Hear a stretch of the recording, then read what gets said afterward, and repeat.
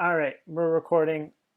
Welcome everyone to the Rink Rat Report podcast. As always, joined by Jason. We have an important little bit of news to talk about. Finally, something actual from the actual news sphere of the hockey world to talk about, and that is Auston Matthews signing a 4-year contract worth $13.25 million AAV or per year, and that kicks in at the end of this season.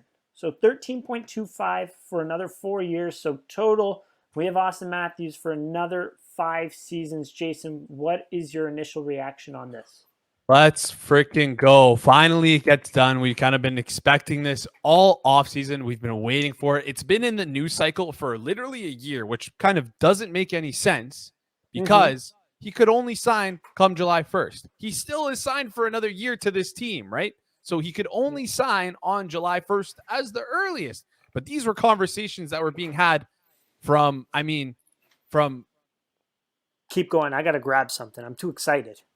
Okay, fair enough. Well, these are conversations that have been had from I don't know how long. It's very, very long, way too long. But regardless, I'm super excited by this contract. I'm super excited by this deal.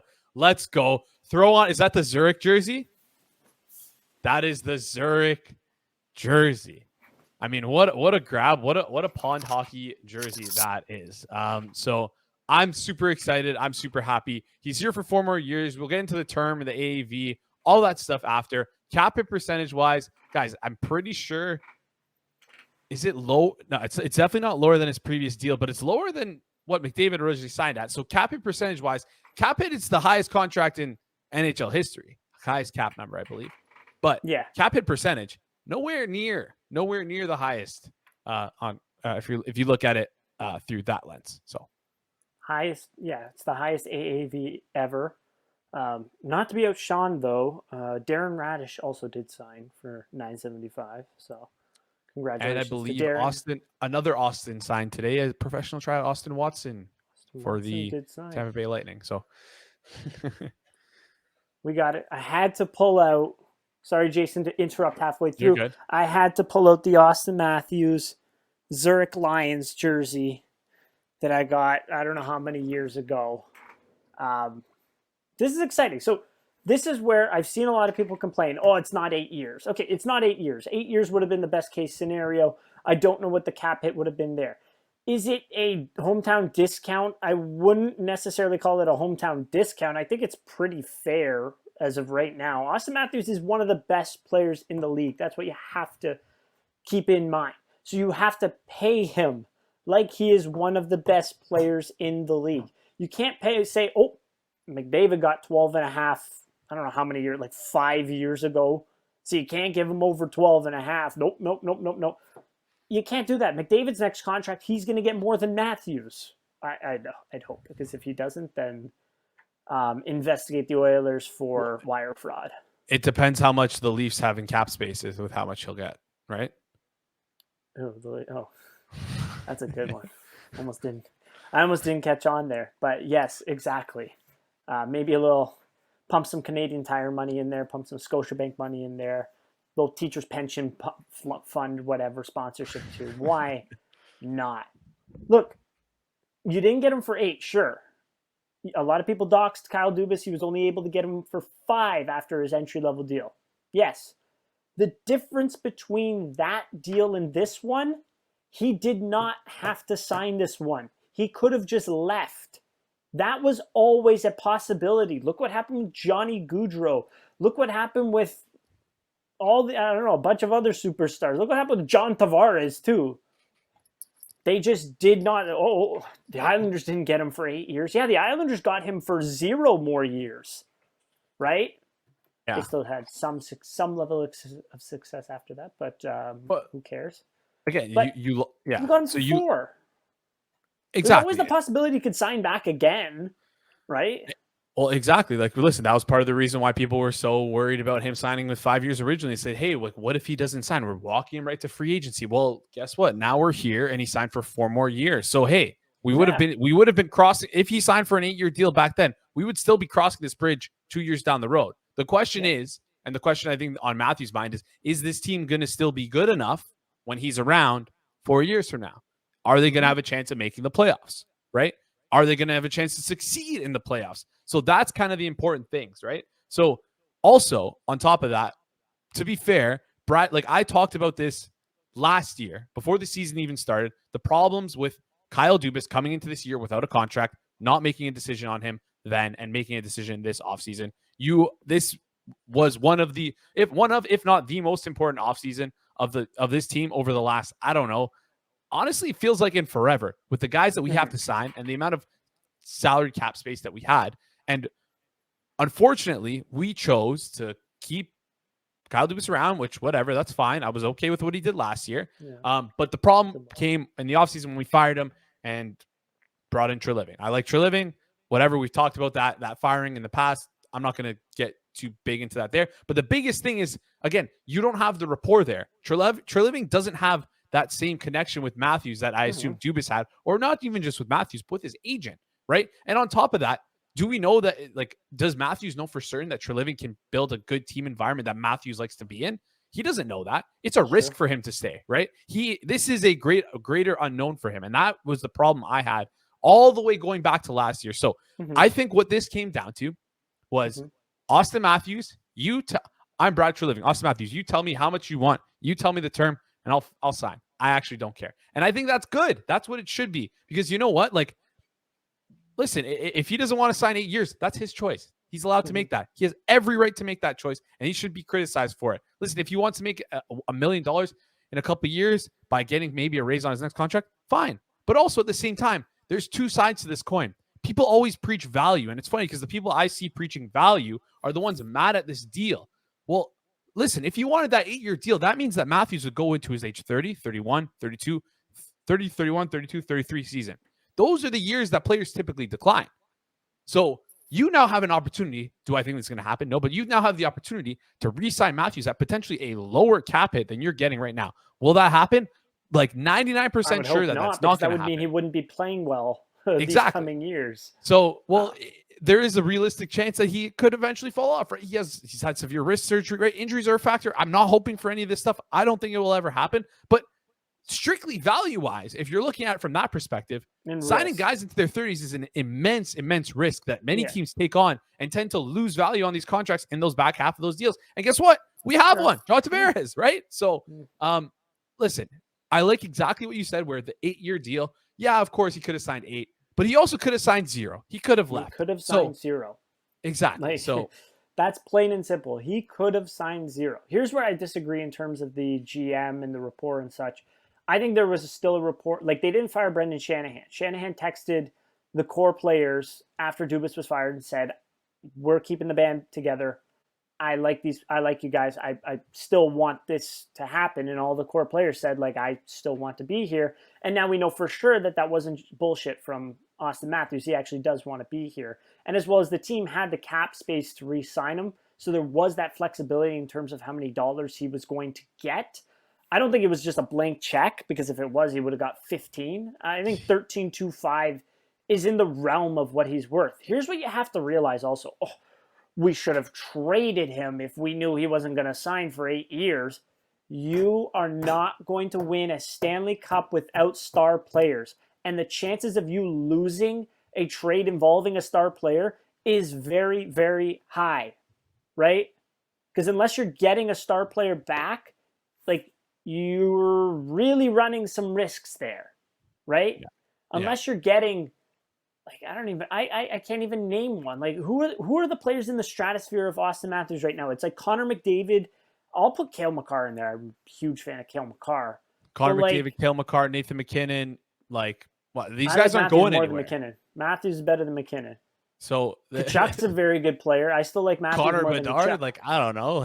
Like what Connor are you Bedard. Yeah, we're going to trade him to the Blackhawks. The Blackhawks thing. Yeah. But that's the thing. That's what you have to realize. A bird in the hand is worth 2 in the bush. Like, I know I hate using similes and metaphors to describe hockey, but that's the thing. You need superstars to win, to go deep, to contend, essentially, right? You kept the superstar. And you didn't have to, like, you paid him the highest in the league, but it wasn't an overpayment, I would say, right? Yeah. You paid him as one of the top players in the league. So that's where I think it's fair. Obviously, you would like 8 years. Obviously, you would like 11 mil per year. That's just not going to happen. Huberdeau signed for what, 10 and a half over 8? Yeah. Like guys And Huberdeau was older. Huberdeau's Yeah. 4 years older than Matthews. So that would have been 3 years from last year, whatever, right? Yeah, it's a really interesting because you rarely see a guy being able to sign at this age, right? So, Yeah. I mean, it's a tough position. He's 25, turning 26 when the contract kicks in. Born, so I guess 27 when it kicks in. Yeah, because he's a September baby. So he's 26 this year, 27 next year. I mean, listen, I've been saying this to all my friends. It's incredibly dumb, but I actually think it works, right? There's a glass of milk on the table, okay? Mm-hmm. Everyone is arguing whether it's half full or half empty. Fuck that shit. Give me the milk. I'm thirsty. I just want my milk. Yeah. That's all I care about. We got Auston Matthews. That's all I care about. That's about where I'm at with this deal. Yes, like we said, he could have signed for 8, but who gives a shit? We have our guy. I don't know. I feel like there's nothing really else. It's not something to be like, fuck it, who cares? It is we lost out on 4 years. Sure, we could have lost out on another 4 years. Yeah, we could only have one more year. That is entirely possible. Like, to just dox the contract and just say, oh, what the hell? Like, we should have traded him. Like, you could have easily lost that trade and easily then been handcuffed to another player and been dog shit for years on end. And B, you could have lost him for nothing. That is the big thing here. The Calgary Flames, the New York Islanders. Who are some other ones? I'm running out of names here. What? For guys who lost guys? Teams that just let players walk in free agency. It's only a recent trend, it feels like. I mean, I'm trying to think who else. Panarin with Columbus. I guess that was kind of a weird situation. Panarin, yeah. Sergei Bobrovsky, I guess. In Columbus yeah, as well. That's a part of the game. It's literally a part of the game, and I don't know. So, I've said all I've had to say. I think. Yeah, and we should be happy about it. I'm seeing people who are mad. Guys, be happy that we have Auston Matthews for another 4 years. Like, it's again, like, I don't know why people just assume that he was going to be on our team no matter what. There was not a non-zero chance that he would leave. Like, there is a very real possibility that he would have left. So, yeah, I don't know if there's much more I can say on this. So, yeah, it's a good deal. Look at the goals per 60 numbers too, like at 5-on-5. Last year, I believe last year was a down year. He'll kick it back up to 50. He's an exceptional player. It will translate into playoff success. I think we've said all we can with that, right? Yeah. I just have one more thing before we end it off here. Just a quote from Andy Bernard of The Office. I wish there was a way to know you're in the good old days before you've actually left. Just think about that. That's all I want to say. Just think about that. So. Yeah. I like that quote. Do I have another one? Troy Barnes from Community. It said market price. What market are you shopping at? Just say that right. I like that one. That was a good one. All right, let's kick it to our interview with Corey Sznajder. Honestly, fantastic interview. We talked advanced stats. We talked players, unsung heroes, I suppose you could call it. We talked newly acquired Leafs. We talked a little bit about Auston Matthews again, because why the hell not? He's a fantastic player. So let's kick it over to Corey Sznajder. All right, we're recording. Yes, sir.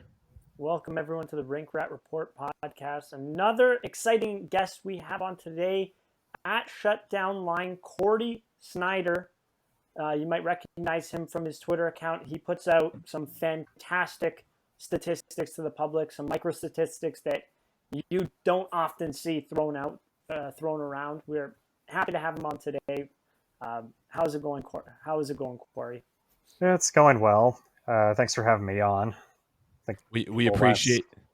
We appreciate the last few hours of free time I'll have over the next couple of weeks with the kid on the way. Oh, congratulations! I didn't know that. Congrats. Yeah. Well, we thank you for joining us for these last few hours you have left until hockey season starts, and you're just drowning. I feel so bad, but I mean, listen, we love the work that you do. So yeah, thank you so much for coming on. We really appreciate it. So I guess just to start, what exactly is all three zones? What does your project entail? Just for the listeners that don't know, what inspired you to start this process? Tell us a little bit more about kind of what it is and what you do and why you do it. So this kind of started back like in 2011-ish, and back then, like all we really had to work with was just on ice data, basically just shot attempts and zone starts. That's really all we had. And then some people started tracking scoring chances, and that kind of evolved into zone entries. And I was really into the studies that people were doing, and I enjoyed like kind of collecting the data because I liked seeing what's happening in front of me. And to me, this all just kind of made sense. It made like understanding hockey and just how teams work a lot easier for me just because I'm a visual learner. I kind of like seeing practical example of things, why they're effective. So like a whole studying zone entries and zone exits just made sense to me. And I started doing this on my own, and people just started getting more interested in it kind of as time went along. It led to some consulting jobs, and I ended up back in the public sphere, and I've been doing this for a few years now, and I feel like it gets bigger every year, but that's just because like I find kind of better ways to present and organize the data every year as I get smarter. Just kind of what I've been tackling with lately. It's less about kind of collecting as much data as possible and more about making the data make sense to like the common fan and not just me.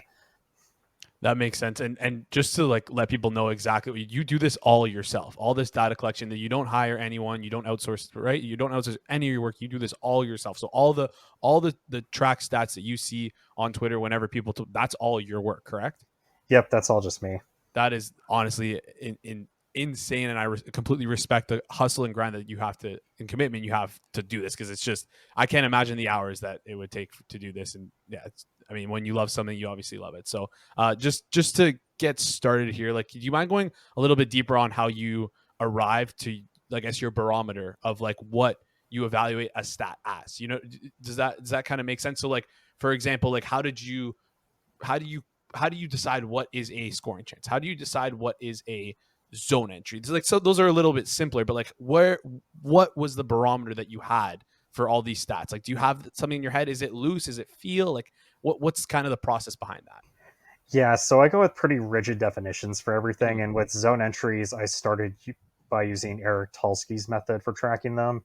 And he had very strict and rigid definitions with his. Like he was very he hired like a lot of volunteers. Well, he had like a lot of volunteers at the beginning tracking this kind of stuff for him because he's the one that started looking at this. But he had rigid definitions to make sure the data stays consistent, and he would always kind of double check people's work to like make sure, hey, like this is right. Why is this an entry, but why is this not an entry? Like, why didn't you log this? Why didn't you log that? And that just kind of like ingrained it into my head how to track it. And then as time went on, I started adding more things to add context, because like the initial stat of like a zone entry, that tells you a lot, but it's also just one stat. So you can add more things like whether a scoring chance was created, whether a pass was completed. And then that's kind of taking work from what other people do, like Ryan Stempson, who started tracking passes. So then you can start linking zone entries with a passing play, specifically a passing play that led to a shot. So with me, it's linking back kind of these subjective stats to objective events like shots, basically, is kind of what my guideline is for everything. And with like scoring chances specifically, that was also something that had a rigid definition when people started tracking it. And like it started off just with like kind of the home plate area in front of the goal with zone entries. But like as time went on and this kind of became my own thing that I track, I created my own definition for it, like making sure the shot wasn't disrupted, going off the play-by-play, getting rid of shots that might have been double counted or disrupted, blocked when they were logged as a shot on goal, that kind of thing. So really it's just to measure, like, it's to measure danger, but even then it's like there's more I could do with that. Just like there's a lot more I can do with that to add context, but I don't want to add too much context and like overcomplicate the process and just going off a baseline, because like the stat's not going to tell you everything. That's why you go back and look at like the footage later to kind of like fact check yourself and see like why isn't like this player's getting like 5 scoring chances a game. Why does he have such a crummy shooting percentage? And you like where the scoring chances are coming from. It might just be like right next to the goaltender. There might be a bunch of rebounds that he has no space for. So it's like you can go back and look, and that gives you something to write about, something to work with, something you can work on if you're a coach or just a player in general. So like there's a lot of different things you can do, but like it's just kind of taking the data and going from there, not saying, oh, the stat says this, that means everything. It's kind of just using it almost as your starting point. If you haven't heard already, it's Smooth Sack Summer. When you're playing in the summer sun, make sure you're scaped from pubes to bum. That's right, this is the summer to keep your balls cool while still looking hot with Manscaped. The leaders in below the waist grooming are making sure we all have a ball this summer by giving our pants partners everything they need to stay fresh. Dive headfirst into Smooth Sack Summer by going to manscaped.com for 20% off and free shipping with our code RINKRAT. That is RINKRAT. Get 20% off and free shipping with code RINKRAT at manscaped.com. That's 20% off and free shipping with the code RINKRAT at manscaped.com. We've talked about them. The underwear are fantastic. That's probably my favorite product from them, but the razors are stupendous as well. Again, promo code RINKRAT, RINKRAT at manscaped.com. Take a look in your underwear. If there's a rip, throw those things out, you disgusting piece of garbage. And go to manscaped.com, 20% off and free shipping. Okay, so just quickly, I'm going to rattle off some of your statistics that you have on your player cards, and you can find all of your not all of your player cards. Sorry, you can find some of the player cards at your Twitter handle at shutdownline. It's very easy to spell, at shutdownline. So go check out Corey on Twitter. But you post these very nice cards with kind of the breakdown of your microstats. There's a couple that stuck out to me that I just wanted like a more clear definition on because I couldn't really find, and maybe some listeners might be wondering it as well. So one of the stats I was looking at was passes from center lane. So what exactly is a pass from center lane? So basically, when I look at passes, this is from Ryan Stimson's initial passing project. He would have you mark down where the pass is coming from on the ice. So if it's outside the face-off circle, that's the left lane. Well, the outside the face-off circles is either left or right lane. Mm-hmm. Everything in the middle is the center lane. And the reason why we look at center lane passes is because they have a slightly higher shooting percentage than otherwise. So I think it's like a pass from the center lane has a shooting percentage of about 10 or 11% compared to say 8 or 9% if it's a pass from the left or the right lane. So it's a way kind of just like, I mean, there's a lot of reasons to it. Like you could be getting to the middle of the ice to kind of, it confuses the goaltender. There's more traffic from there. It's harder for the goalie to track something coming from the center lane because you don't know if the pass is going left or right. Mm-hmm. It could be any one of those things really, but it's just a matter of measuring what the high danger plays are or the higher quality passes are and what teams and players, and like if teams or players are good at kind of creating these plays. So to further on that point, because Jason, you were asking before, that's where from the goalie perspective, if the pass is coming from the boards into the center, like the pass can only go from the right side boards to the center. It can go maybe all the way to the left side, but that's going to take a lot more time. It can't go more to the right side. You're already on the right side. So that's where, from the goalie perspective, there's a lot more options for the player to do essentially from there. They can either shoot it from there, which is a good opportunity, as you mentioned, or the pass can go either right or left. So you're going to have to make a good read from there. So that's where now I'm understanding more that sort of stat and sort of the significance behind it. That's a good call right there. Furthermore to that, it's also like a great stat that kind of encapsulates pre-shot movement, right? Because right. I mean, there's not really many other stats that do that, right? Expected goals especially does not consider pre-shot movement. And when I first saw it, I was like, why did passes from the center lane matter? Isn't that bad? Because you're going to be passing, like, wouldn't passes from the boards to the middle of the ice be better? But in the offensive zone, in the context you're explaining, it makes a lot more sense now. So thank you for clarifying that. Another one I have a question about is pressure. What exactly do you define as a pressure? And this has to do with forechecking. So what exactly is a pressure? So a pressure is basically a disrupted exit. Okay. I used to track all pressures. Now I only track pressures if it disrupts the zone exit. So if the if the forward, well, it's not always a forward. It could be a Yeah. defensive and pinching too, obviously. But if he is applying pressure on a player exiting the zone and forcing an uncontrolled exit, that's what that is. So just a way to kind of gauge like if the forechecker is doing his job or not with like disrupting the play. And this one's a tough one too. I usually go if the player is within 2 strides of the player exiting the zone. And that's one of those stats. It matches up with a lot of those good defensive forwards, like not necessarily ones that are good in the defensive zone, but ones that spend a lot of time in the offensive zone and are good off puck. And this also can be a team driven stat too, because you have a team like the Hurricanes that likes to dump the puck in all the time, and pretty much almost everybody on the team is a good forechecker. So that could be a little more team driven, but that also might mean they're going after those types of players too. Yeah. Like when you look at some of their free agent signings, like Jesper Foss was the guy who had good forechecking stats on a Rangers team that wasn't good at this for years. And then he goes to Carolina and he's a pretty, I mean, I wouldn't say he's like a critical player there, but he's fit in really well. Yeah. It's like the chicken or the egg, right? Like, yeah. So cycle. So the next one is cycle and forecheck percentage. And this is the offensive stat, cycle and forecheck percentage. Yeah, that is a situational stat, which tells you where if the shots are coming off the rush or the forecheck. Okay. So the percentage of where the shots are coming from, basically a way to see if a team creates more shots and chances off the rush versus off the cycle or the forecheck. Okay. And that's something I do want to add more context to that, which is why I'm doing like a goal tracking project. So we'll see. There's going to be more data on that soon too. So on that stat, I believe you said it before, but the Leafs they're not, in terms of their rush offense, is it lacking behind the league average, would you say? The Leafs, from what I remember, they're more of a forechecking team. Last year they were better at rush offense, but it's interesting with them though, because they're more of a forecheck in like a controlled way than a crash and bang type of way, because they like to reset and re-enter the zone a lot, and they like to pull up and kind of wait for more, try to hang on to the puck out high, try to create like the perfect scoring opportunity.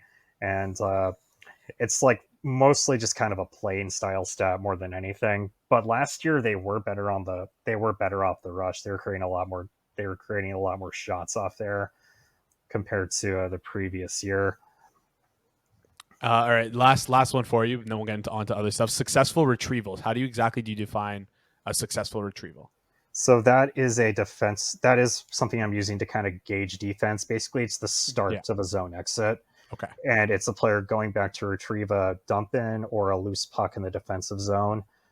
And if he's making a good play with it, or basically if he's making a good play with it or not, because I have successful retrievals and there's botched retrievals, which is if he gets knocked off the puck, beat into a puck that he could have gotten to, which is a little bit subjective on my end, but I try to stay consistent with it. Or if he just throws it up the wall to a waiting defenseman or opposing player. So those count as failed or botched retrievals. Okay. And a successful retrieval is if he gets the puck, moves it to a teammate, or clears it out of the zone to relieve pressure. And this is if there's a forecheck coming at them. So I don't count these plays if there's no pressure exiting the zone. Okay. That makes sense. Because why would John Klingberg is a pretty good defenseman at retrievals? He was not last year in Anaheim, but Anaheim was also one of the worst teams in the league last year. So there could be some system play there, but I'll have to pull up his stats from Dallas because he was a good puck mover in previous years. Yeah. He's just very turnover prone is the problem. Yeah.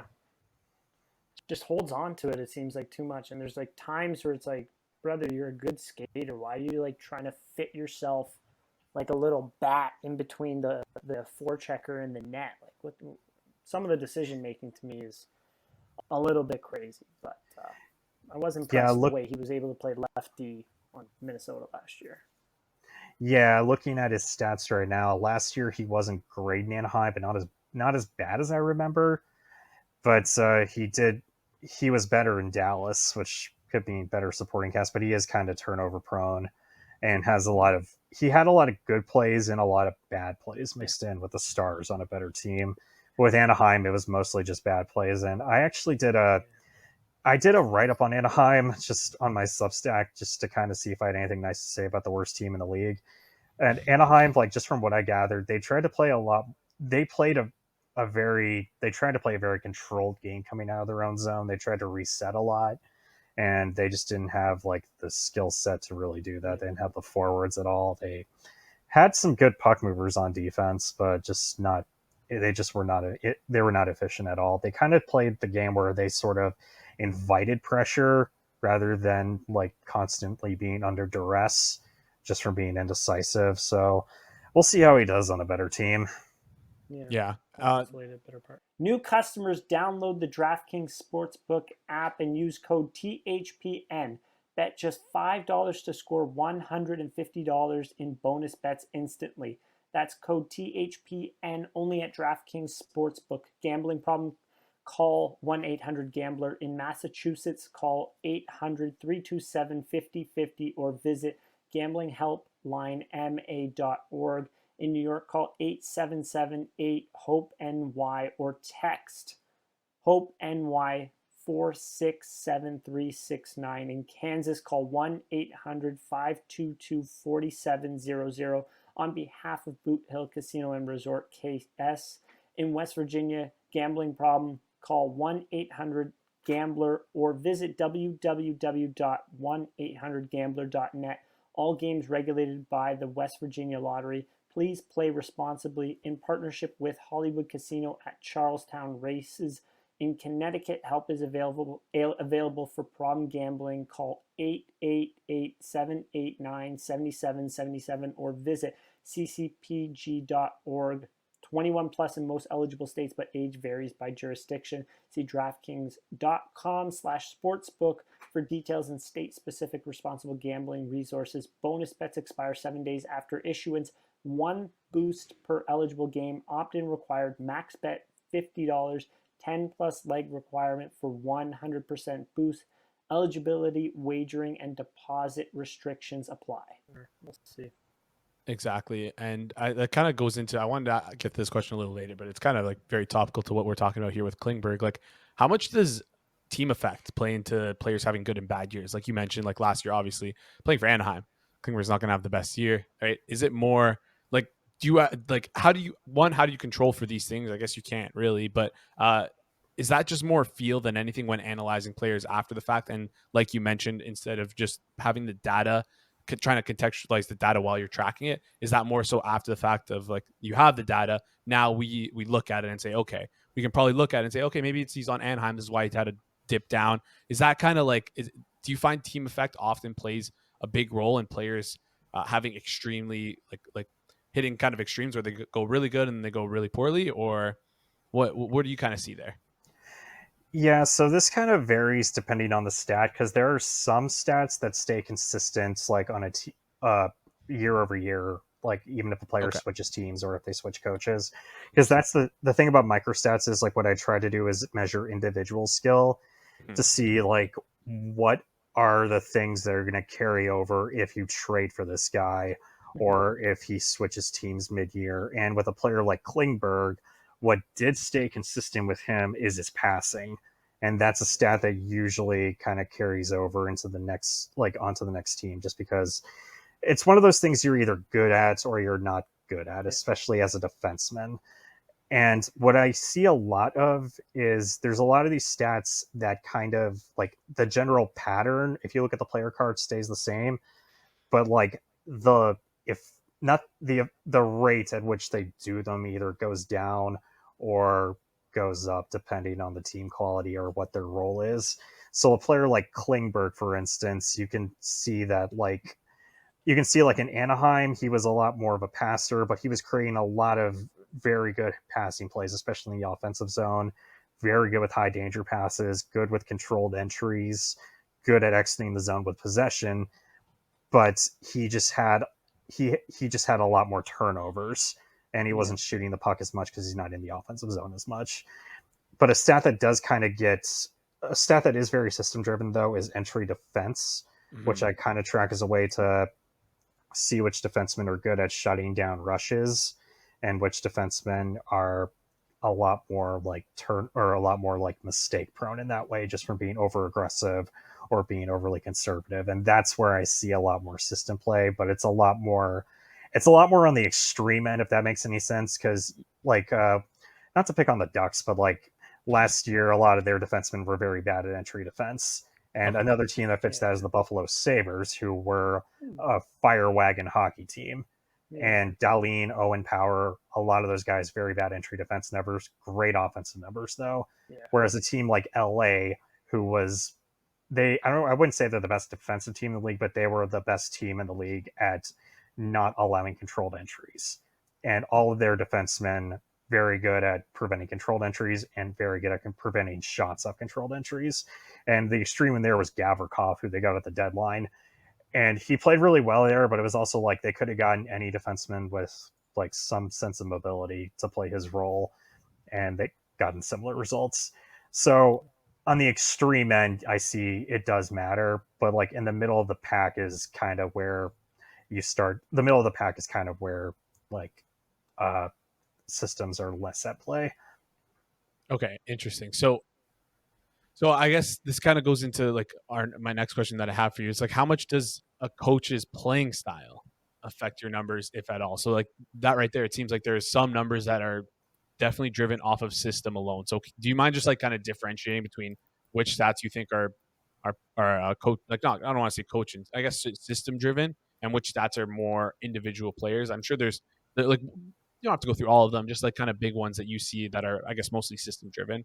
And then also like, are there any like the LA Kings are a great example. I wouldn't think of them as such a good entry down team. Are there any other teams where maybe a coach is able to coach in a good style of hockey where many of us might not think of them as being good at that certain role, but their entire team is good at it? So is there any like certain coach out there that you could see as like having a certain style that people don't really expect the team to have, but he's able to coach in them? Yeah, the surprising one for me was Lindy Ruff and the Devils, because the last couple of years last year they've really just exploded as a great offensive team. And this is something they've kind of been building ever since they drafted Jack Hughes. They have been such a rush dominant, rush heavy team, a team that likes to reset all the time, especially. So a lot of their players have very good entry numbers, but they also targeted players that have good entry numbers too. And a lot of it goes back to kind of building around Jack Hughes. So I kind of wonder if that's like the coach building to the player's strengths or not. And on the extreme end, the other way, Rod Brindamore in Carolina, very good. He's a very forecheck heavy coach. Yeah. But at the same time, guys like Nietzsche, Saho, and Svechnikov are allowed to kind of create off the rush when the opportunity presents itself. And I haven't really, and also like Vincent Trocheck when he was there too. That's kind of like the mid-tier example I always go back to. Because I haven't really seen any players through Carolina just from following them so closely that I thought might have been hampered by the system. I just thought like this is kind of what he's coaching to, just kind of playing to the player's strengths. Now on defense, I think that can be a lot more system driven, because with the Hurricanes, especially, they don't push for controlled exits at all. They like clearing the puck out all the time. Like the first sign of danger, the puck's off the glass, it's gone. And it's just a race from then on. But that's the most extreme example in the league. Everybody else is a lot more kind of like everybody else is a lot more like just player driven, in my opinion, because like you have your strong puck movers and guys who are less good at moving the puck. Like in Vegas is a good example of that, because like you have Pietrangelo, you have Theodore, but you also have Martinez, and you have like Braden McNabb, who are not going to make any plays with the puck, but they're just kind of there to absorb damage while the other guys focus on getting the puck. So just on that Vegas note there, Stanley Cup winning team, I mean, great mix of defensemen, a ton of money on the cap. Yeah. But I'll leave that aside there. Is there a sort of mix of players, we'll start on the back end, that you find would be most successful, like from regular season through playoffs and whatever? For example, I'm saying like you had like a puck mover plus a good shot blocker plus a this plus a that. Do you have any sort of mix that you think kind of leads you to success? I don't really think it's the right mix exactly. It's just kind of playing to what you have. Like, because with the previous year, you had Colorado with Yeah. Makar and Taves on the same pair, and that's two superstar players on the same pairing. Mhm. Whereas other teams, they like splitting them up a lot more. Like, if they're on a different team, I'm sure Makar and Taves might be playing on different pairs.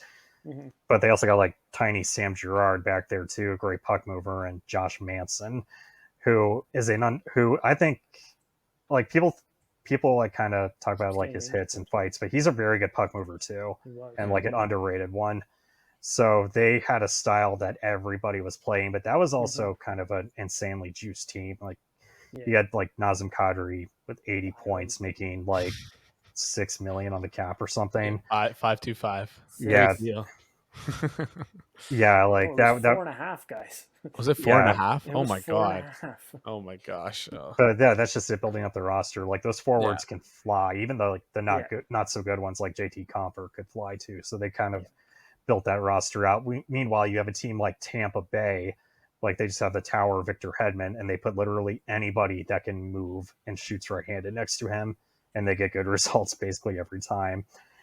And then they have more kind of they have like more of a minimalistic approach on their defense, except for Mikhail Sergachev, Mm-hmm. who is a lot more he's interesting because he plays like the big minutes, but he's not trusted to handle like the top competition and the heavy defensive zone minutes. Like he's a lot more red line and down, Mhm. but they made that work for so many years because they could. So really, I think it's just kind of playing to whatever your roster strengths are, because like, and you kind of have to do that in the cap world too. Like with Tampa Bay, like getting Jan Ruda to play top minutes for league minimum, and just like Vegas last year, a lot more pricey, but they had kind of a minimalistic approach on their defense aside from Pietrangelo and Theodore. But that's also because their forwards are, especially the centers, were insanely fast, like Stevenson, Eichel. And a lot of times, like when you see what I saw Vegas do a lot of, especially, was like the defensemen don't always make great plays with the puck. They kind of just get it to the second layer, and then the forward would just pick it off and he would be gone after that from like up high. So it's interesting kind of looking at how different breakouts work, different team tactics work, because Colorado was such like a two passes and we're out of the zone kind of team, whereas Vegas was get it to the wall and have the forwards win the battle, and then they'll streak out of the zone from there. So it's interesting looking at how certain play styles that like I might think are optimal aren't always going to work for every team in the league. And there's different ways to win, different ways to look at things. Mm-hmm. Yeah, I think that's a great point. And also it kind of just shows how much of like a unique perspective you have because of all of the games that you watch and all of the games that you've tracked. A lot of people who watch hockey generally just follow as a fan, and like they don't really have as much nuance and context of as much as you have in like watching and understanding the game. I have a quick question. You kind of do this already, but kind of to a lesser degree. You kind of, I like to think that you have kind of player archetype set up with the way that you set up those grids. Top right corner is one thing, bottom left corner is right. So have you ever considered trying to go like a little bit more in depth in building out like a player archetype system? Because I've kind of heard from people talking hockey that, listen, maybe you can win with you can obviously win with 12 McDavids for forwards, but like you need kind of different styles of players. So just from a team building perspective, have you ever considered like building out archetypes for players just based off their microstats profile?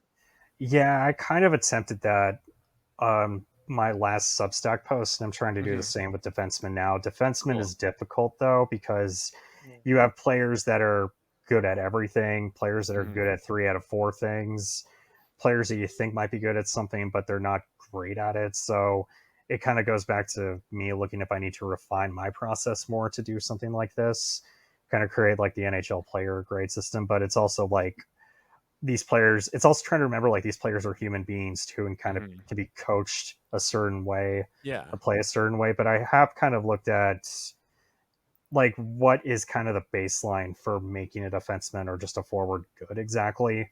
And a lot of it kind of goes back to like skating and puck handling, because if they're good at that, they can kind of be sort of like a chameleon type of defenseman. You can plug anywhere in the middle of the lineup, and it's really just a matter of if they can play the big minutes or not. like kind of what Seattle did with Vince Dunn. Mm-hmm. Like third pairing defenseman in St. Louis, protected, good shooter, very good skater, puck mover. Wasn't really trusted with tough competition by Craig Berube. He goes to Seattle in the expansion draft. They have some trial and error with him, but last year, outstanding season once he kind of got used to playing those tough minutes. And sometimes it's about a player sort of getting better, getting more acclimated to his role and everything. But I do kind of try to look for like what is gonna make a player succeed in a certain role more. Like I kind of did that with forwards. My last post, I called it a player compass, basically looking at which players are what I call microstat stars, basically guys like Nick Ehlers, Matt Barzal, who are very good at like exiting and entering the zone, but they don't like score 100 points a year or like even 90 points a year or something like that.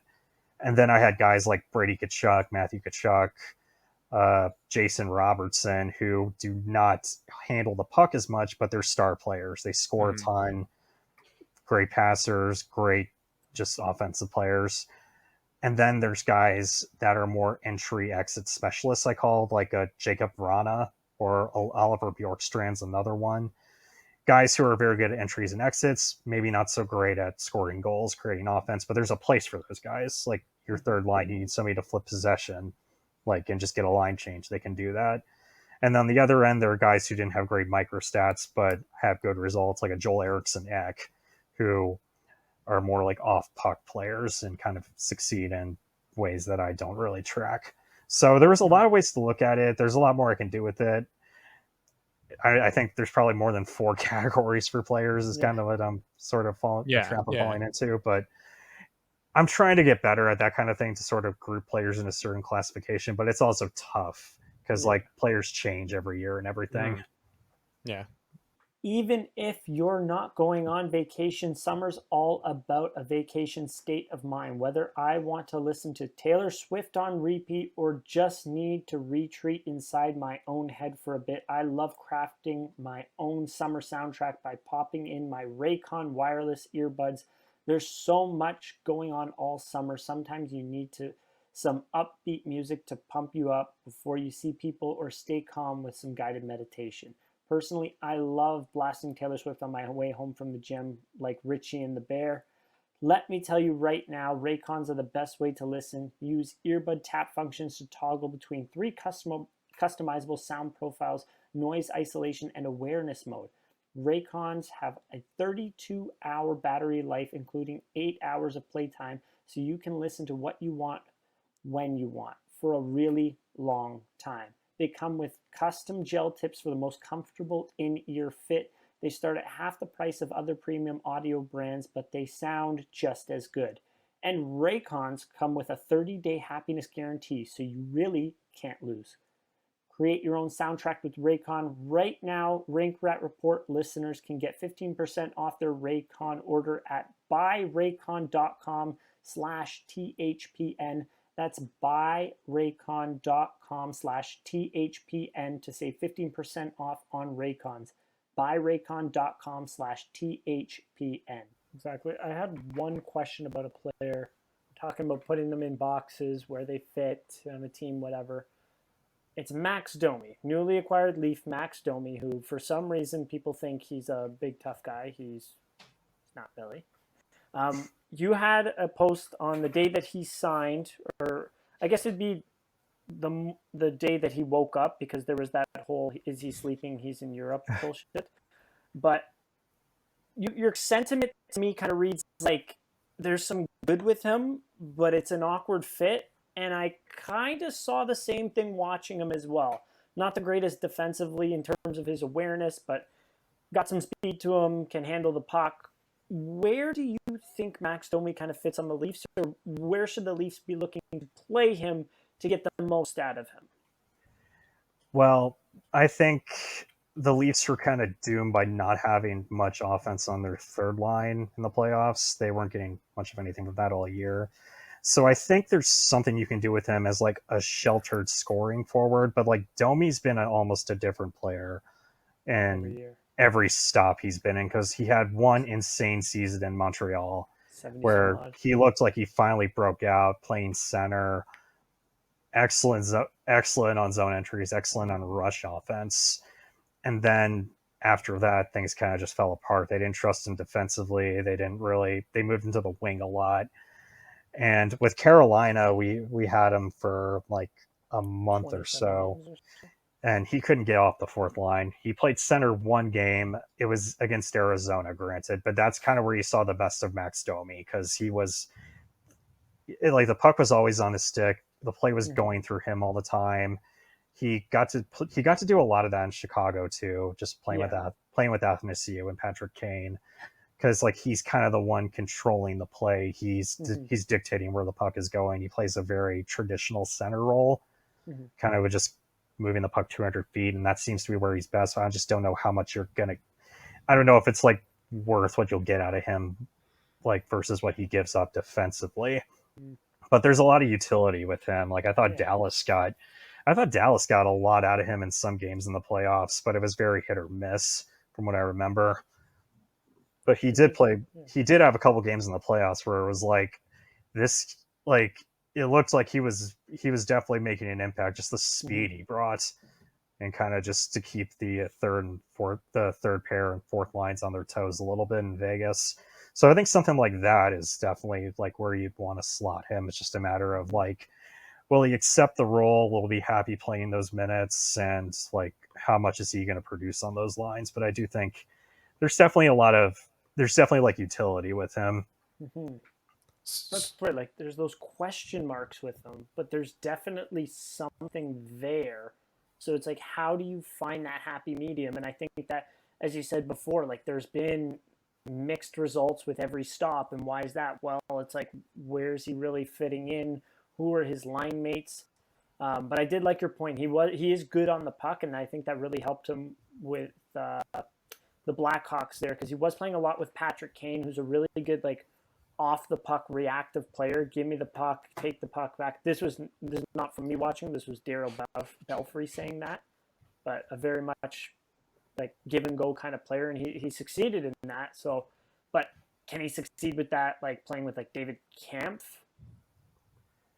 Yeah, it just kind of depends. Like I think maybe with John Tavares is where you put him, because like slower player, Tavares is very good Tavares is very good in small areas in front of the net, getting just deflections and all that. End. Yeah, but defensive end would be. Yeah, that's something you like. Do you live with it? Like, are they going to outscore their problems enough? I'm just kind of looking at what they got on Cap Friendly right now. I don't know if these are actually going to be the Lions, because they got Nylander with Tavares at the moment, which who knows if that'll stay a thing every year. At least it's not Kerfoot. So just out of curiosity here, so you just kind of painted the picture of like putting Domi with Tavares versus Domi with Kampf. Do you have you found that there are certain players who might who in your head theorize work well together because their microstats profiles kind of one microstat profile makes up for what the other is missing, and they can kind of blend and they work together?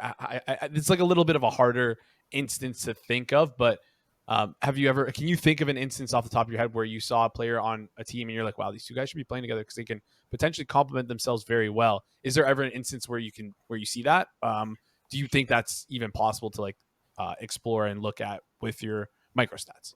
Yeah, the Dallas top line is probably the best example of that, because like Jason Robertson does not handle the puck that much at all, and if he does, it's off his stick and not even a millisecond. But he's very good at knowing where to be, and he pretty much knows what he's going to do with the puck before he even gets it. So he's limited in that way, but Roope Hintz is the puck carrier on that line, and he makes up for it. And he's one of the best in the league at that. And you also have Pavelski, who kind of is similar to Robertson, still a lot more of a net front presence. But Pavelski is also very good at getting to his spots and kind of creating from there. And they also have Haskin to kind of back them up now too, since he's getting more minutes on the blue line. But I remember Dylan Strome and Patrick Kane complement each other in that way too, because Strome is he's a glider. He's not a fast skater, but he's very good at like getting to his spots, giving the puck to Kane, and then going from there, kind of setting him up with like a bumper almost, so that Kane doesn't have to go like 100 feet with the puck on his own. And there's sort of that like symmetry in Carolina too, with Teuvo Teravainen and Sebastian Aho for years. Like those two had great chemistry, and Teravainen is not the best. Teravainen's not the best skater with the puck. It's like he's good at things individually, but he's not good at like going and lugging the puck down the ice at all. But he's very good at kind of making those read and react type of plays. Really good stick in the defensive zone too. And Aho, for years, he was not a great defender, but what he could do was kind of get to those loose pucks and go the other way. And Teravainen created a lot of those for him. So there was that. So I definitely see it in some instances. There's probably a lot more like that I'll think of, that I can think of once like I hang up here, but it's all good. Yeah. To go back to the Leafs, Tyler Bertuzzi kind of sounds like that. He's a bit of a clunky skater, but I find him to be really smart, right? Yeah, he has fantastic scoring instincts. Like he's always in like the perfect spot to kind of get a tap in, or just where the defense isn't. Like he was great at that in Boston and Detroit. And like Detroit, that was a terrible offensive team for years, but him and Dylan Larkin still flew even on those pretty awful teams. Yeah. And so anecdotally, do you have any metrics that you found that are good indicators of a player's success? Because I can't imagine that you're like modeling out these things and looking for whatever models over my head. But yeah, so like, are there any metrics that you found that you think are good indicators? And also, what are like, do you feel are the most important microstats to lead to forwards taking the next step, and defensemen kind of taking the next step? Well, with forwards, the one I always look at is controlled entries per 60 minutes. So not the rate at which not the percentage at which they enter the zone, but like the rate they do it at, because that means the puck's on their stick a lot and it's going in the right direction. And I also look at controlled entries with scoring chances per 60 minutes, because more times than not, they're creating a chance with speed, they're creating a chance with space, and then it's all about kind of finding the finish after that.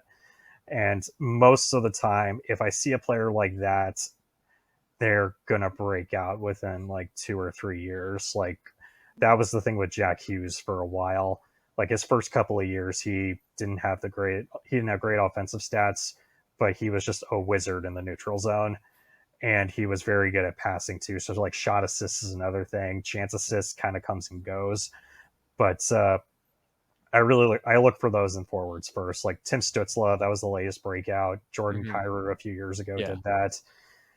And there's always like a solid floor with these players too. Like I went back to, like I mentioned Nick Ehlers earlier. Yeah. Like Nick Ehlers, like that's usually like the worst case scenario if you have a guy that's elite at zone entries and not scoring like that much in his first couple of years. So you'll have a guy that's going to be at the very least a very good play driving forward. And with defensemen, they have to be good. This is going to sound very blunt, but they have to be excelling at something.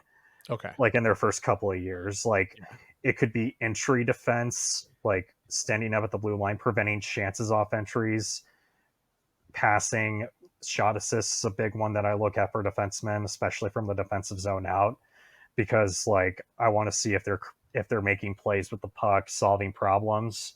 I only started tracking puck retrievals 2 years ago, so I haven't looked at like what success that indicates in a few years, but so far that's been a pretty good stat as far as sorting out who like the best, not who the best offensive defensemen are, but who like the best all-around defensemen are, like your Chris Tanevs, your Cale Makars. Yeah, that's a great point, because Miro especially Heiskanen. in your own zone, like has to start somewhere, right? The offense has to start somewhere, and there are also probably a ton of defensemen who don't excel in the offensive zone but are good on retrievals. One guy I can think of just as a Leafs fan is I was always amazed with how well Mark Giordano, even at his age 39, was able to retrieve the puck. And I'm curious, I assume he's probably high up in retrievals, or it's I'm not sure if you have it off the top, but to me, just eye test wise, that seems like a guy who's always high up there, and obviously not the most offensive guy, but because he does that, it leads to him being in the offensive zone more, and it's like a trickle down effect here. I'll buy you some time here, and I'm gonna start previewing the next question before if you can find that.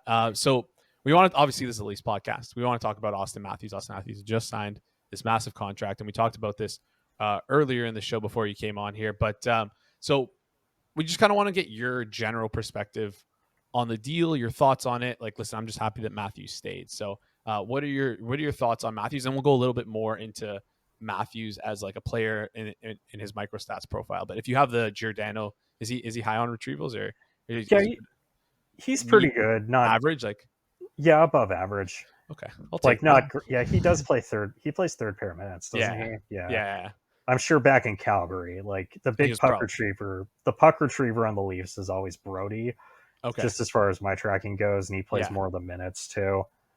that makes sense. But So yeah, back to Matthews then. Just your quick thoughts on the contract, and then just like some little things that maybe people might not expect that Matthews does well in your micro stats tracking. That might shock some people. Anything you can find there would be cool. So yeah, yeah. It's pretty much they had a star player and they had to pay for him. That's really all I see the contract as. It's a boring take, but yeah, the term's a little scary. But I don't know. They did this once before. I don't think like if he wants to. I feel like if they knew he wants to leave, they'll know it in a few years. And I don't know. Like with him, it's really just about is the team going to win the playoffs or not. yeah, And I thought I don't. The playoffs are kind of a blur to me. I was like so drilled into the Carolina series that the Leafs Panthers one sort of went over my head. But like Carolina, we fell into the same trap. We could not score a single goal against Bobrovsky over 4 games, and that seems to be what Matthews kind of fell into as well. But during the regular season, he's just a horse. Like scoring chance machine, one of the best that I've ever tracked as far as like chance generation goes. Does it without really needing to be set up either. Like I always thought him and Jason Robertson were kind of similar, just from how they can score without really getting set up. They're very good at kind of pulling back to kind of creating their own space, creating their own shots to get some kind of like torque effect on it. And like and Matthews is like probably one of the best chance creators, like I said, that I tracked. What's interesting about him is he's a guy that sort of developed from like the offensive zone out. mm-hmm. And it's different than what you see from a lot of junior players coming into the league. And I mean, it's when he played in Switzerland before coming here. So like he played in the pros already, but like he started out by kind of dominating in the offensive zone. And then the rest of his game sort of came from that. But like a lot of players, a lot of high draft picks, especially, is they're so used to kind of dangling through everybody to creating their offense, creating off the rush. Matthews was a forecheck guy first from how he scored most of his offense. And it was something that it's something like a lot of younger players don't really excel at, especially at the level he was doing, like in his first couple of years. And then as he got older, he got better at kind of handling the puck, better at creating in the neutral zone. Last year, surprisingly, was kind of down for him there, which was interesting to me. He really didn't handle the puck much at all in the neutral zone, but I kind of wonder if that's just Marner being a puck hog. But for years, though, he was... too. Yeah. Maybe something there. Yeah, maybe. But like he was a guy that he didn't really need to do that to dominate at first. But once he did, he became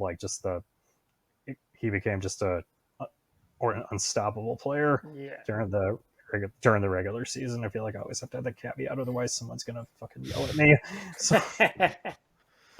So one question there. So obviously Matthews dropped from 60 goals to 40. No secret there.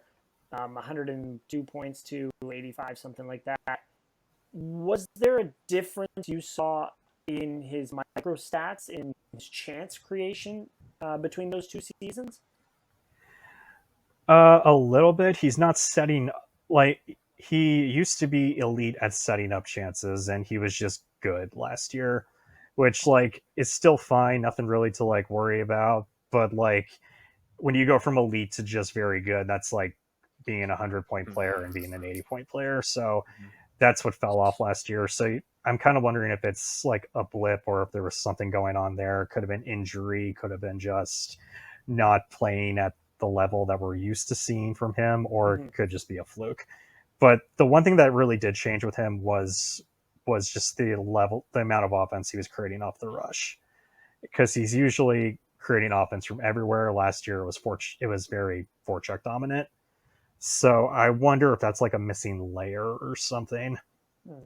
And that's kind of what I'm looking at. Like, I'm doing a little mini project right now on goal scoring, kind of looking at where goals are coming from, where they're originating from, and I'm looking to see if there's like anything there, especially with like the elites like Matthews. Yeah. Cool. And then so So you mentioned, sorry, Jason, one to close that off, I guess go. the Auston Matthews topic. So you mentioned chance creation. Is that both shot and passing, or is that just shot? Passing and shots, but like as far Okay. as like shooting the puck, yeah, he was good at that, or still like the same player. But like with passing, he wasn't as great as he usually is. Interesting. And I mean, I this is kind of what I'm hoping to look at with some of the goal scoring tracking I'm doing, just to look at like how much space a player has. Like if he's getting a lot of rebound goals or a lot of net mouth goals versus like still getting the same room he did up high in the slot to kind of create a lot of his chances.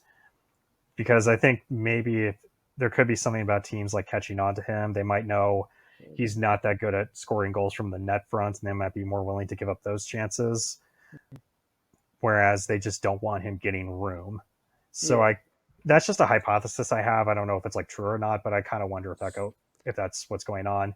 But Mhm. like just from watching the Hurricanes played a game against them late in the year, it was like in March. But Matthews had St. Patrick's like Day or the game you guys won? it was the one that Carolina won in Raleigh. Oh yeah. But Matthews had like 16 shots on goal that game. Yeah. And I was looking at where the shots were coming from. They're all from like right in front of. Mhm. I think Kochekov was playing that night, Yeah, it but was Kochekov. yeah, they were all just right from the net front. But he Mhm. had like they were willing to give him those shots, and he was Hmm. getting them. But it was like, okay, you have like 2 centimeters of space to create the shots. So if you make them, more power to you. We're just not going to let you set up in your garden spot like you're used to. Yeah. And I think he got one shot from there and he scored on it, Yeah. just from like a blown coverage or a turnover. So that's something I do want to look at. But that's also like it's a summer project late in the summer, post hoc Yeah. analysis. I don't really know if Could there's be a anything. sample Mm-hmm. size thing. I mean, Yeah.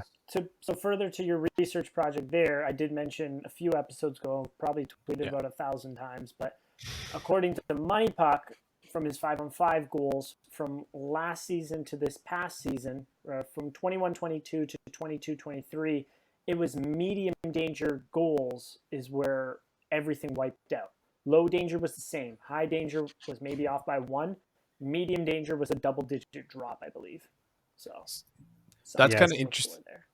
I was just gonna say that's kind of interesting because what, like you mentioned, maybe that is like a tactics change from teams playing against them, saying, "Hey, let's make a concerted effort for him not to get those medium danger chance goals, right? And kind of let him get the other score in the other areas." So I if you can figure out a little bit more there, that'd be very very cool. I think because I think that'd have to do with shots or I don't know. I don't even know where you'd start with this stuff. It's way over my head. So, Yeah, but this is it's very specific analysis. Like mhm, it applies like to a select few players, mhm, but like getting room to get the shot you want is definitely like a thing that I think might is something I've wanted to look at a lot more, because we kind of lump high danger chances with net front chances. yeah, Like anything that's by the net is a high danger chance. And it's not the same across all models, like because they do account for rebounds and all that. But the chances where they might be outside of the scoring chance area, but they Mhm. have like a halo around them to where they can kind of pick a corner, that's a lot more dangerous than like just pounding away at a rebound. Yeah. And like there's kind of a theory that this is something the Hurricanes struggle with because they focus so much on tips, deflections, and rebounds, especially in the Florida series. Yeah. yeah, I mean, the Leafs did that and they were successful against Tampa Bay, where it was tips, garbage goals, and then it dried up Right. against Florida, just like what happened with Carolina. And I do have like I'm trying to get it out. I don't know. I'm struggling with the wording of it to not sound like a jackass for it, but I did a small project on my own where I looked at um, clusters of players where the percentage of their shots were like coming most from low danger area, high danger area, medium danger area. And I found actually that the top 50 players whose shot percentages are most coming from the high danger area actually had a negative goals minus individual expected goals Right. most often.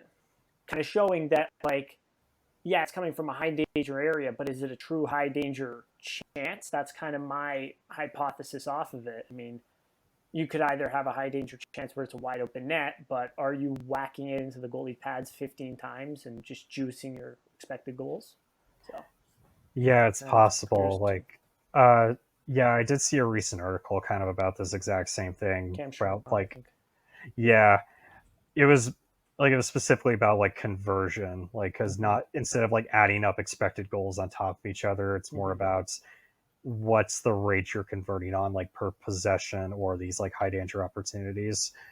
Because like it's always tough, like especially if you're a coach, because like you're preaching like we're doing all the right things, we're getting all these chances, and it's like we just stick with it, like one's eventually going to go in, and yeah, over the regular season it's eventually going to even out, but you have 4 games really to figure Yeah. this all out, and that's not going to even out in time. But it's also like you're so set in your ways too at that point that it's kind of hard to change like tactics in some way, just because you've been playing the same way for 82 games. And some teams have like gotten a lot more creative and a lot more like, I guess, better, for lack of a better term, as far as like shot creation goes. Is like Tampa Bay is a team that's very good about that. They're always in motion. They take a lot of point shots, but they always have like a moving screen in front. They're very good at getting the puck back and kind of playing the long game to set up like a one-timer chance. And St. Louis 2 years ago was a team that preached like possession, hanging onto the puck forever, and scoring off passing plays. And they couldn't do that this year because teams knew what they were going to do and just kind of didn't budge when they tried to dance around the offensive zone, and they didn't let them enter the zone cleanly as much anymore. So like there is kind of a cap on how effective it is, and you do have to have like plan Bs and all that. But there are new tactics that I see kind of every year with how teams are getting their offense. Interesting. I just have a couple more questions before we let you go here. Don't want to keep you for too long. I'm going to hit you with some rapid fire microstats. So I'm going to list the microstat, and you're going to tell me some players that don't get enough credit for being good at said stat. Okay. So Okay. let's start with the offensive zone here. I'm going to go for high danger assist. Who do you think doesn't get enough respect for being a good creator with their ability to create high danger assists?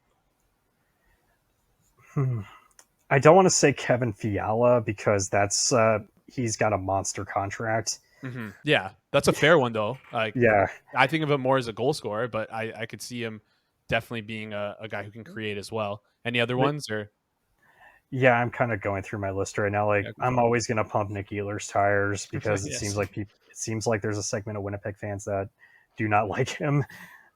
Anthony Duclair, it's been like a few years in a row now of him having insanely good passing stats, and that's probably going to get better now. That's he's the only one of the only good players in San Jose. That's interesting. Duclair definitely didn't have on that list. Yeah, I like those. So next one I have is cycle and forechecking offense. So just creating off the rush. So Or sorry, off the cycle. Sorry. off the cycle and the forecheck. Yeah. Let's see. Well, a guy I always go back to is Timo Meyer, who I don't know, not really underappreciated. That's just like the first guy I always think of. I feel like he would be if it wasn't for last season him being a deadline guy. He definitely would still be like. I imagine if he extended with San Jose, he probably wouldn't be talked about as much of a good player as he's being talked about right now. Because I feel like because of the San Jose, the time playing usually 10 o'clock for Eastern time, people who watch on the East Coast, right? So I could see him have been flying under the radar in that aspect. Yeah. Couple other ones. Third liner in Edmonton, Ryan McLeod, very good at kind of playing the territorial type of game. Really underrated defensively too.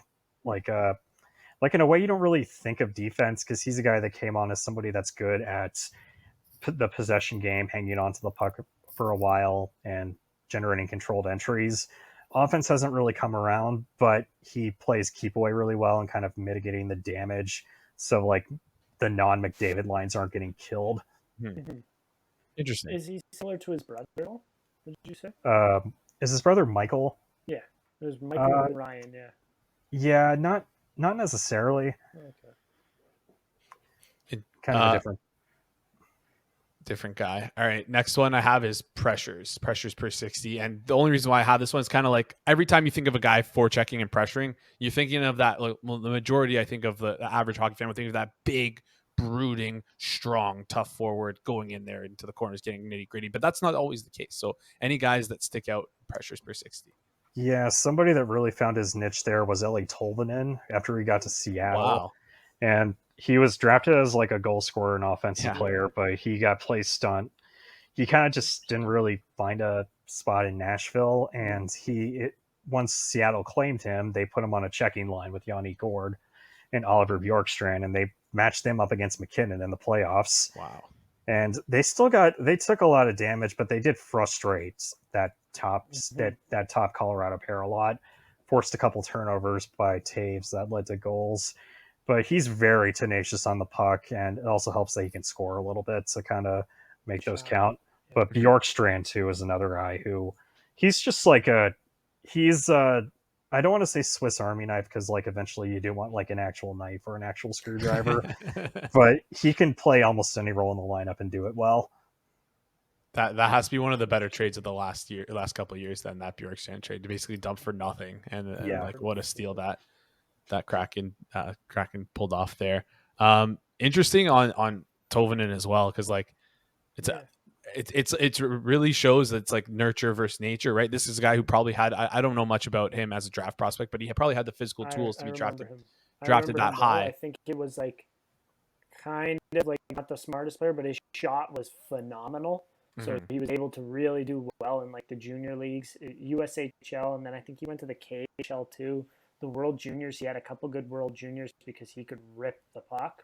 But like good physical skills. I remember Daryl Belfry actually did an episode on him when he was in Nashville, kind of saying like a decent player in terms of smarts because of like his spatial. He was able to create space through the neutral zone and was able to help get back in terms of defending decently. Like he was a good first out of the zone and then first out of the offensive zone, he was saying, and that was kind of helpful, but like not the very quickest in terms of his stride. And I think that's where maybe he struggled a little bit. But yeah, maybe that's why he didn't fit as well in the top six and fit much better on that third line role. So moving from offensive zone to neutral zone, controlled entries with scoring chances. One guy I'm high on as like a future breakout for the next couple of years is Kent Johnson. He kind of fit that mold of a guy who creates a lot of entries but not much offense. And it might depend on who he gets slotted with next year or if he plays center, because they have a few guys like Ross Levick that kind of move around a lot. But if he's in a good spot, I think he's going to have a huge jump in production next year because he's very talented.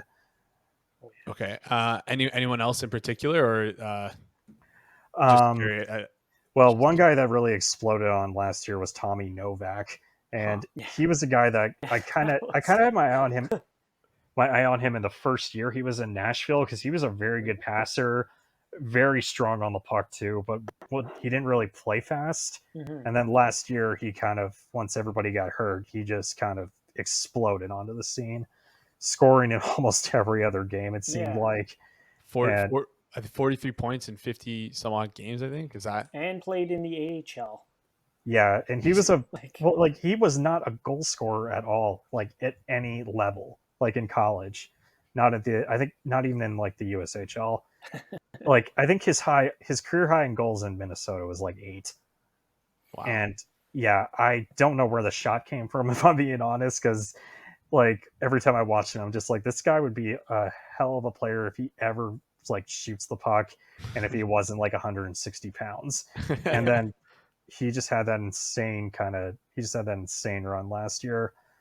I always think Matt Duchene is kind of underrated, even when he's not scoring goals. Very good, like territorial player, flipping the ice, creating a lot of offense. And Nashville finally kind of figured out how to use him last year. Mm-hmm. He's a quick strike offensive player. He's good when you play him with skill players. He's not going to drive his line on his own, but once he has a guy that can kind of just get him the puck in space, he is going to do a lot of good things for you. And I'm kind of excited to see how he does in Dallas next year, because I think they're set up to have a really nice season. He's the type of player. I watched him a little bit because I was hoping the Leafs would get him. Obviously not, but like doesn't play like, I wouldn't say he's a slow player, but doesn't play that fast. Kind of lets the game come to him, right? Yeah. And I found he was very strong on the puck and very good at like getting himself the puck, and some pretty sweet hands too. Ability to dish the puck was pretty nice.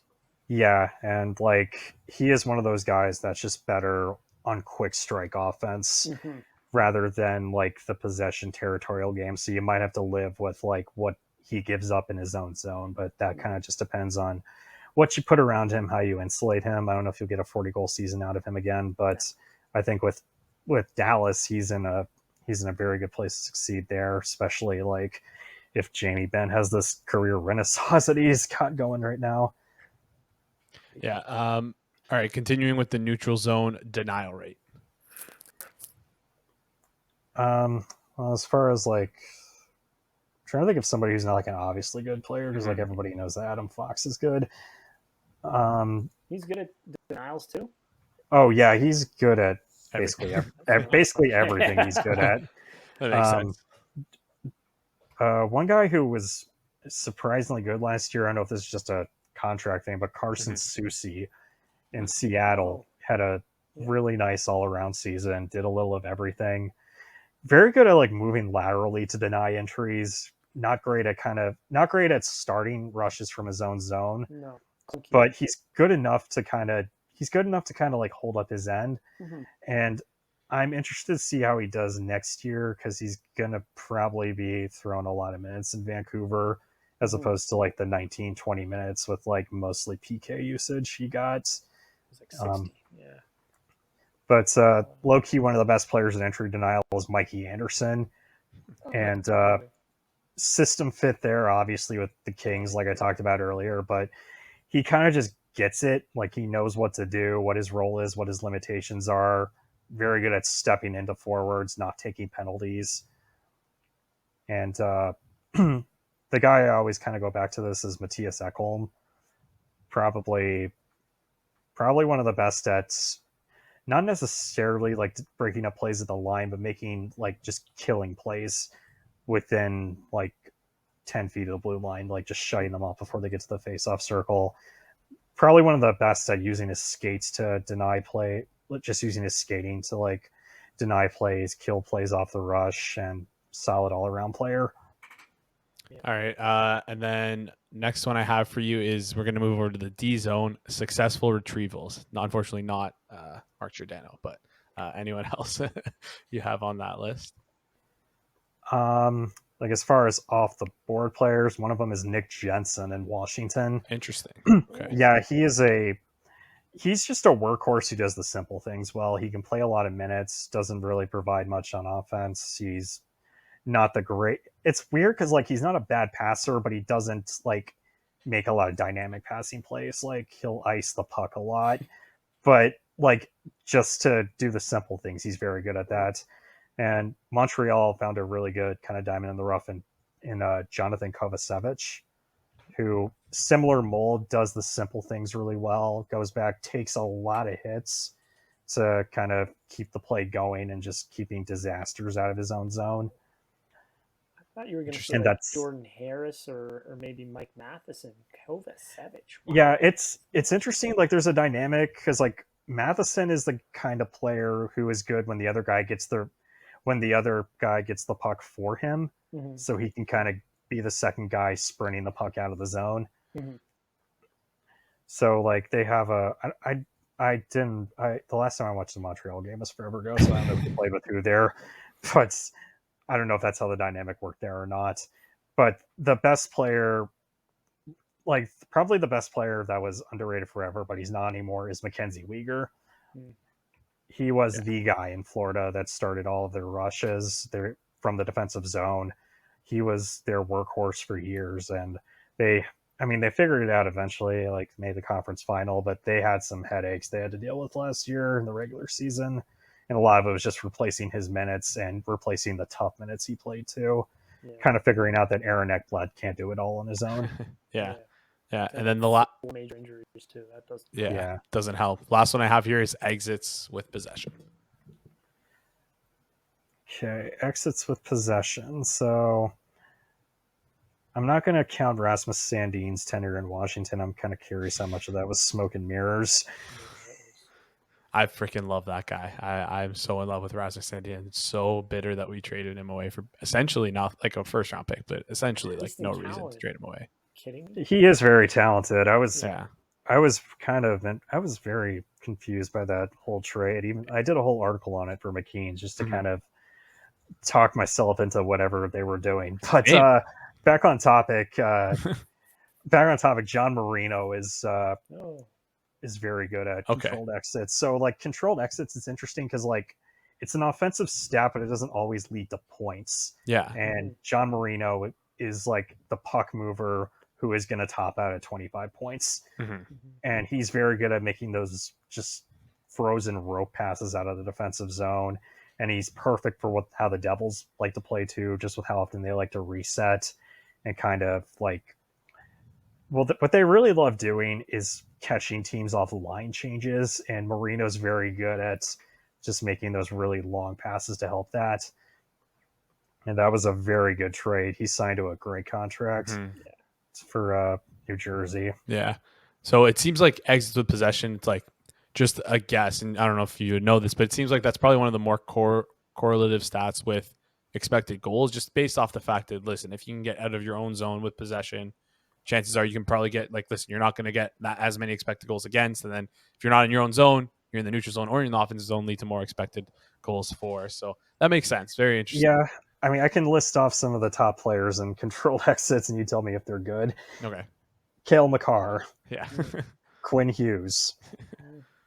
Hampus Lindholm. Eric Carlson. Yeah. Just among Chris Tanev. Like, it's basically I didn't expect Tanev to be that high. You don't really think of him much as a guy who can exit the puck, but makes sense though. Yeah, he's like in that. He's basically like what I talked about with Marino, but maybe more defensively sound. True. Yeah. Very interesting. All right. Joe, do you have any more questions? I have one more question to go to, and it's more of a fun question, but I want to let you go first. All right. So this is the last question. Can you build a starting five, including goalie? So you're a Pokemon fan, I assume, because of your Machamp profile picture. So maybe not build a starting five, but just which Pokemon do you think would translate the best into hockey? I think Machop would do well. He's lean. Okay, fair enough. I wonder if you could stick Hariyama at goaltender just from the amount of size he takes up. I'm trying to think of like humanoid Pokemon, not like the four-legged ones. I think Sudowoodo as a defenseman might work out. That'd be funny to watch. Yeah. Not the most mobile guy in the world, but it'd be very entertaining. I'll say that. Yeah. A couple I came up with: Snorlax for goalie, Dragonite as a shutdown defenseman. Same with Ursaring, Gardevoir, Lucario, and Floatzel as my forward line. I like those. I was thinking maybe. I thought about putting Dodrio at right wing. Just gonna have to get around the fact that it's got no arms, but it's got 3 heads. The heads can act as arms. Anyways, all right. Well, thank you so much for coming on. We appreciate it. This was a lot of fun to do. Yeah. Thanks for having me. Awesome. I think that's all I had. Jason, you have anything to close off? That's it for me. Yeah, I'm good. Perfect. Thanks, Corey, again for coming on. I think a lot of people have learned a lot and gotten kind of an idea, even gotten a better idea of some of the Leafs' new acquisitions and what they can and can't do. But thanks everyone for listening. Go Leafs, go.